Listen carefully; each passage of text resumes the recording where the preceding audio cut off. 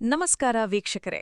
ಕರಾವಳಿ ಜನತೆಗೆ ಹವಾಮಾನ ಇಲಾಖೆಯಿಂದ ಒಂದು ಬಿಗ್ ಹಾಗೂ ಅರ್ಜೆಂಟ್ ವೆದರ್ ಅಲರ್ಟ್ ಹೊರಬಿದ್ದಿದೆ.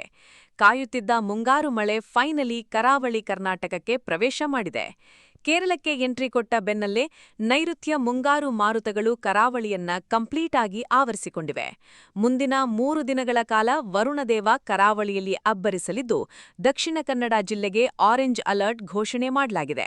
ಸಮುದ್ರದಲ್ಲಿ ಭೀಕರ ಗಾಳಿ ಬೀಸೋ ಮುನ್ಸೂಚನೆ ಇರೋದ್ರಿಂದ ಮೀನುಗಾರರಿಗೆ ಖಡಕ್ ವಾರ್ನಿಂಗ್ ನೀಡಲಾಗಿದೆ. ಹಾಗಾದ್ರೆ ಯಾವೆಲ್ಲ ಏರಿಯಾಗಳಲ್ಲಿ ಮಳೆ ಅಬ್ಬರ ಹೇಗಿರಲಿದೆ? ಹವಾಮಾನ ಇಲಾಖೆ ನೀಡಿರೋ ಆ ಶಾಕಿಂಗ್ ರಿಪೋರ್ಟ್ ಇಲ್ಲಿದೆ ನೋಡಿ.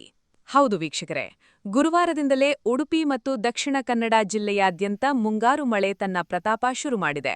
ಉಡುಪಿಯ ಎಲ್ಲಾ ಕಡೆ ಸಖತ್ ಮಳೆಯಾಗಿದ್ರೆ, ದಕ್ಷಿಣ ಕನ್ನಡ ಜಿಲ್ಲೆಯ ಮೂಲ್ಕಿ, ಮೂಡುಬಿದಿರೆ, ಸುಳ್ಯ, ಬಂಟ್ವಾಳ ಮತ್ತು ಪುತ್ತೂರಿನಲ್ಲಿ ವರುಣದೇವ ಅಬ್ಬರಿಸಿದ್ದಾನೆ.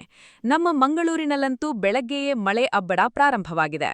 ಭಾರತೀಯ ಹವಾಮಾನ ಇಲಾಖೆ ನೀಡಿರೋ ಇತ್ತೀಚಿನ ವರದಿ ಪ್ರಕಾರ ಜೂನ್ 5ರಿಂದ ಜೂನ್ 8ರವರೆಗೆ ದಕ್ಷಿಣ ಕನ್ನಡ ಜಿಲ್ಲೆಗೆ ಆರೆಂಜ್ ಅಲರ್ಟ್ ಇರಲಿದೆ. ಅಂದ್ರೆ ಈ 4 ದಿನಗಳಲ್ಲಿ ಗುಡುಗು ಮಿಂಚು ಸಹಿತ ಬರೋಬ್ಬರಿ 115 ಮಿಲಿಮೀಟರ್ನಿಂದ ಹಿಡಿದು 204 ಮಿಲಿಮೀಟರ್ವರೆಗೆ ಧಾರಾಕಾರ ಮಳೆ ಸುರಿಯಲಿದೆ.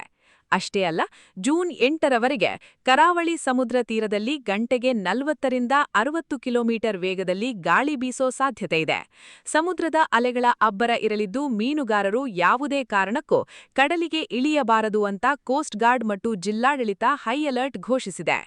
ಮುಂಗಾರು ಇನ್ಮುಂದೆ ಮತ್ತಷ್ಟು ತೀವ್ರಗೊಳ್ಳಲಿದ್ದು, ಕರಾವಳಿಯ ತಗ್ಗು ಪ್ರದೇಶದ ಜನ ಮತ್ತು ನದಿ ತೀರದ ನಿವಾಸಿಗಳು ಅಲರ್ಟ್ ಆಗಿರಬೇಕಾಗಿದೆ.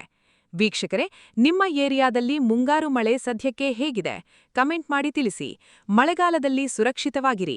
ಕರಾವಳಿಯ ಲೇಟೆಸ್ಟ್ ನ್ಯೂಸ್ಗಳಿಗಾಗಿ ನಮ್ಮ ಚಾನೆಲ್ ಸಬ್ಸ್ಕ್ರೈಬ್ ಮಾಡಿ. ಧನ್ಯವಾದಗಳು.